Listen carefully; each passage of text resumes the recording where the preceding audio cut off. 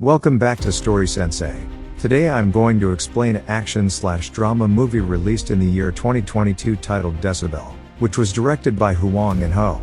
Before we start, please subscribe the channel. Your one click means a lot for us. The movie starts in a football stadium, a match between two arch rivals. The spectators are enjoying every second of it and cheering for their respective teams. However, one particular man seems to be scared. He knows something that no one else does, that the stadium will explode if the noise level exceeds 100 decibel. There is an indicator inside the stadium that displays the noise levels. As the scared-looking man is on the phone talking about the possible explosion, a fan overhears him and inquires about the matter. With an anxious look, the man reveals everything about the possible explosion. He then asserts that if a goal is scored, the noise levels will obviously increase. Hearing this, the fan becomes worried, but he knows what he is supposed to do. He has to prevent any goals until the final whistle. Unfortunately, the home team gets a penalty. Chaos is about to unfold, but in the nick of time, the fan heroically runs to the pitch and kicks the ball. This delays the explosion for the time being, but can he delay it until the full-time whistle? Following this, the movie goes into a flashback. In the depths of the ocean, east of Hiroshima, a Korean submarine named Halla is passing through. Inside, there are several Navy officers trying to protect their country from attackers. The leader of the group he is the same scared man from the first scene. Unfortunately, one day, they come under heavy fire, as an enemy submarine starts bombarding with missiles. Kang calms his crew down and tries his best to guide them toward safety, but is unsuccessful. At the end, Halla crashes at the bottom of the ocean. The scene then fast forwards by a year and Kang, who is still alive, has started living a normal life. He has retired from his duties and spends most of his time with his wife, Yoo-jong, and daughter, Sol. One day, as he is heading to a press meet, suddenly, he receives a call from an unknown number. The person on the other end explains that explosives have been planted at an amusement park, and also at a major's house. He then asks Kang to select a location among the two, but as expected, the latter hangs up. Following this, Kang attends the press meet where he is asked about the submarine disaster that killed many crew members. One of the reporters even asks Kang if he did anything to help the situation at all.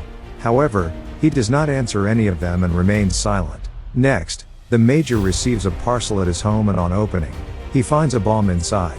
At the same time, another bomb is found at the amusement park as mentioned by the anonymous caller. Sadly, before the major can react, the bomb explodes, leaving his whole family injured. In the next scene, Kang's wife, Yoo-jong, receives a call, informing her to arrive at the amusement park as soon as possible. Right then, the bomber calls Kang and orders him to install an app on his phone. He explains that the app will block all other calls and messages apart from his. Kang obviously thinks the entire thing is BS, and refuses to comply, but when the caller threatens to detonate the next bomb, he hurriedly installs the app. And as soon as he does so, he receives the next location, which is going to be bombed. To Kang's horror, it is the city's largest football stadium, Asiatic Main Arena. Before hanging up, the bomber warns Kang against informing the police and gives him 60 minutes to save the people in the stadium. Kang wastes no time and rushes to the Asiatic Main Arena where a club football match is being held. He goes inside the stadium and immediately starts panicking after noticing the sheer number of spectators there. Moreover, finding a tiny bomb inside the time frame is also virtually impossible. Just then, the bomber calls Kang and gives him some instructions. Firstly, the bomb works on sound. If the noise inside the stadium reaches 100 decibels, it will get activated. The bomber also reveals that the bomb is inside the VIP sitting area. In the meantime, a news reporter, O'Day, hears Kang talking to the bomber. He recognizes him as the captain of the doomed Halla submarine and inquires if everything is fine. Kang simply mentions that a bomb is going to explode if they make too much noise, before walking away. Hearing this, O'Day becomes terrified and he starts brainstorming ideas on how to control the crowd. When nothing comes up, he covers his mouth and rushes to the field in an attempt to distract everyone.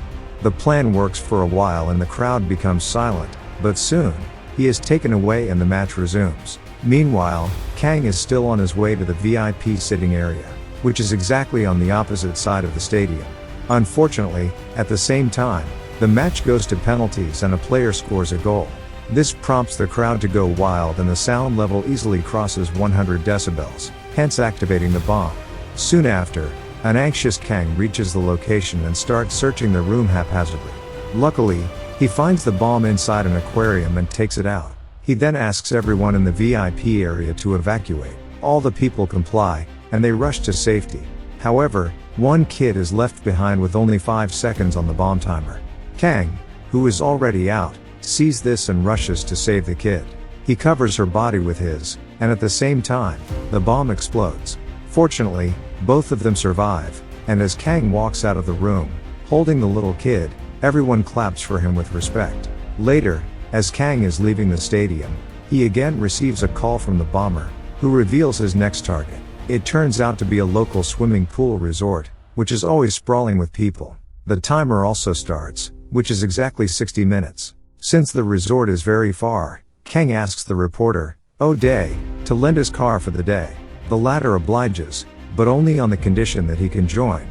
Kang doesn't want to endanger anyone, but since he doesn't have much time, he agrees. On the other hand, as Seoul is returning home alone, she gets kidnapped. Meanwhile, Kang showcases his impeccable driving skills and manages to reach the resort in a matter of minutes. But in the process, he breaks every traffic rule imaginable. Right then, Kang receives a call from the bomber, and this time, he also receives a picture. It is of his daughter, Seoul, who has been tied and placed inside a black car. The picture devastates Kang, but he quickly regroups and focuses on the task in hand. He then proceeds to the swimming pool, but not before ordering O'Day to search for the black car. Shortly after, Kang starts looking for the bomb around the area. He suspects that it is inside the water like the last time, and surprisingly, he is correct. To get a closer look, Kang dives inside the pool and tries to disarm it. Elsewhere, at the amusement park, his wife, Do-yeong, has arrived at the scene, donning a bomb suit on. It turns out that she is one of the best bomb diffusers in the city, and that's why she has been called upon. Unfortunately, while she is trying to concentrate, a couple living in the nearby apartment makes a loud noise. This activates the bomb and the clock starts ticking. At this instance, we are shown the scenes of two places, the swimming pool and the amusement park, where the husband and wife are trying to defuse the bombs. The situation is tense in both the places, and at the end, they decide to shield the bomb with their own bodies, hoping that it can save people. However, when the timer runs out, nothing happens. Officers at the amusement park assume that it is a prank, but right then, Kang receives a call that is connected to the timer near his wife. Now, both of them can hear each other. Do-yeong can also see a picture of her kidnapped daughter inside the timer. Then, the bomber speaks up and reveals that a large explosive is set under the ground where Do-yeong is standing. She can run, but if she does so, little Seoul will be killed.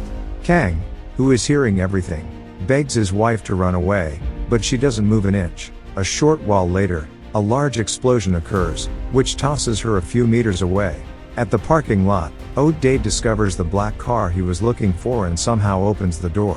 But as soon as he does so, a small explosion occurs, causing him minor injuries. Kang also arrives at the scene but doesn't find any signs of his daughter inside the car. In the following scene, we are finally shown the mastermind behind all the terror attacks.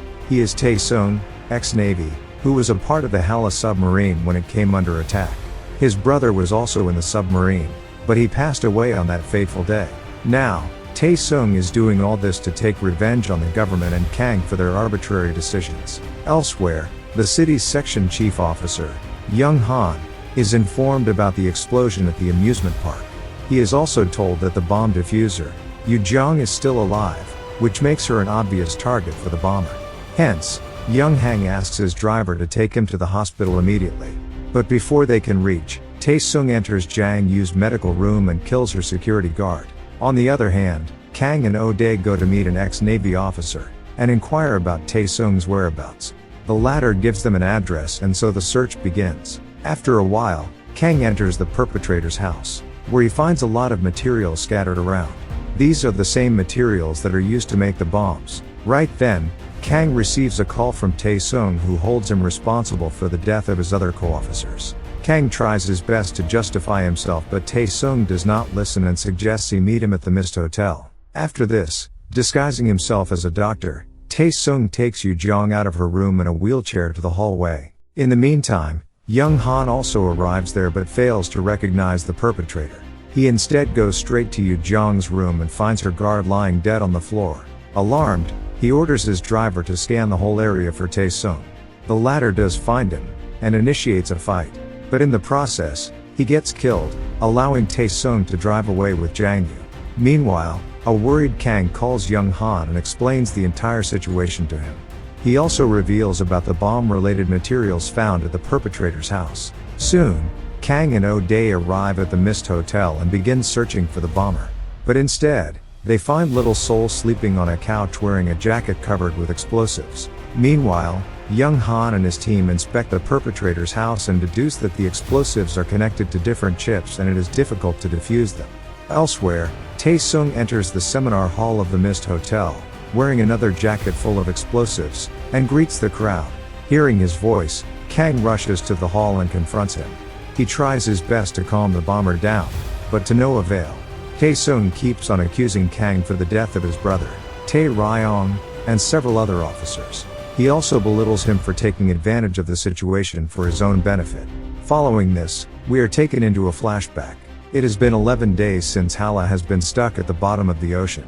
Tae-ryong can be seen talking to his brother and mentioning that he has full faith in Captain Kang and his ability to save them.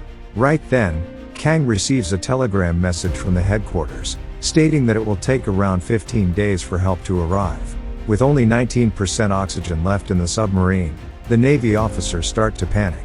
Hence, to control the situation and save as many officers as possible, Kang comes up with a plan. He cuts a string into different lengths and informs the officers that whoever gets the longer length of the string will survive and the others will have to sacrifice themselves. One by one, the officers start pulling the strings from Kang's hand and let fate decide their survival. Tae-sung gets a longer string while his brother, Tae-ryong, pulls a shorter one. Devastated, Tae-sung tries to protest against the captain, but he is pushed away. Then, right before his eyes, Tae-ryong and the others who got shorter strings are forced to leave the place. Back to the present, Tae-sung tells Kang that his wife is trapped inside a car parked outside the hotel. Now, he only has 3 minutes to save both his daughter and wife.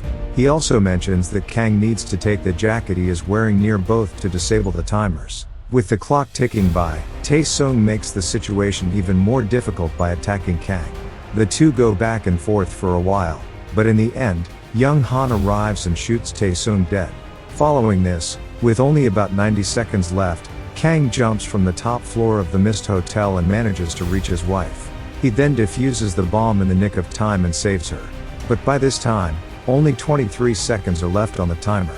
So, without caring about anything else, he drives the car inside the building and finally reaches his daughter.